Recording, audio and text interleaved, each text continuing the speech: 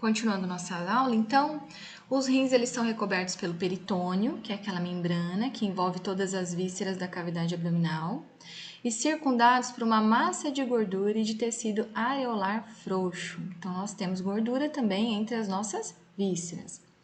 Cada rim vai ter cerca de 11,25 centímetros de comprimento, de 5 a 7,5 centímetros de largura, né? E um pouco mais que 2,5 centímetros de espessura, tá? 2,5 centímetros de espessura. O rim esquerdo é um pouco mais comprido e mais estreito do que o direito.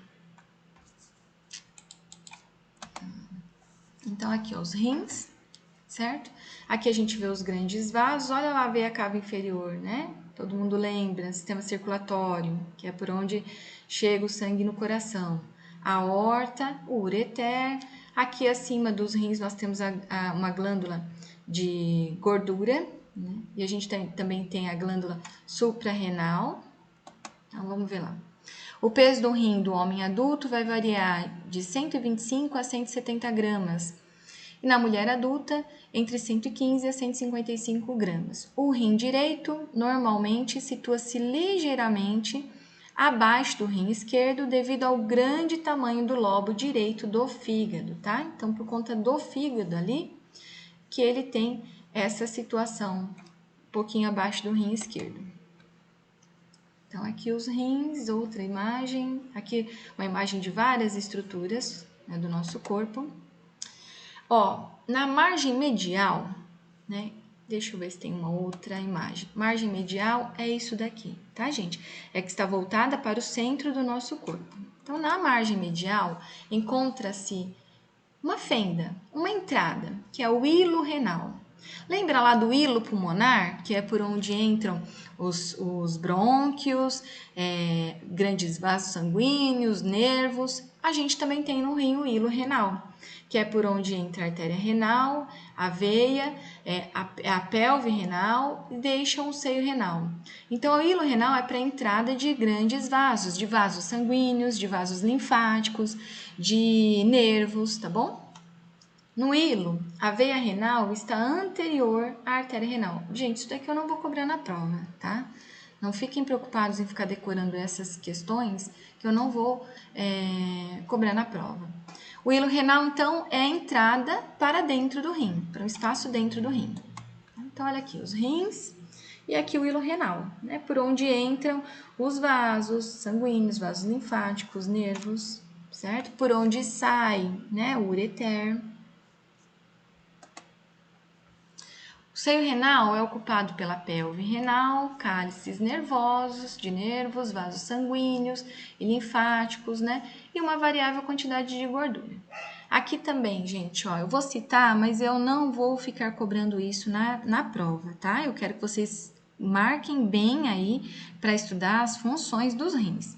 Então, ele apresenta duas faces, duas bordas e duas extremidades. Então, ele tem face anterior e posterior, borda medial e lateral e extremidade superior e inferior. Vamos ver lá na foto. Olha aqui, ó, né?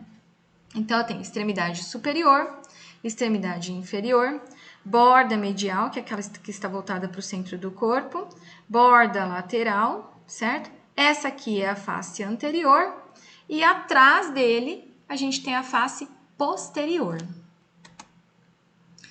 Como os rins são internamente, tá? Então, assim, se a gente pegar um corte frontal, ó, né, a gente vai observar duas regiões. O córtex renal, que é uma área avermelhada, de textura lisa, e a medula renal, que é uma área marrom avermelhada e profunda. Então, olha aqui, ó, medula renal, tá?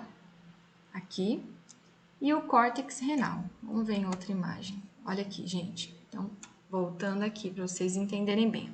A medula renal é como se fossem essas cúpulas, né? E o córtex renal é o que envolve ela. Então, vamos ver. Medula renal, certo? E córtex renal.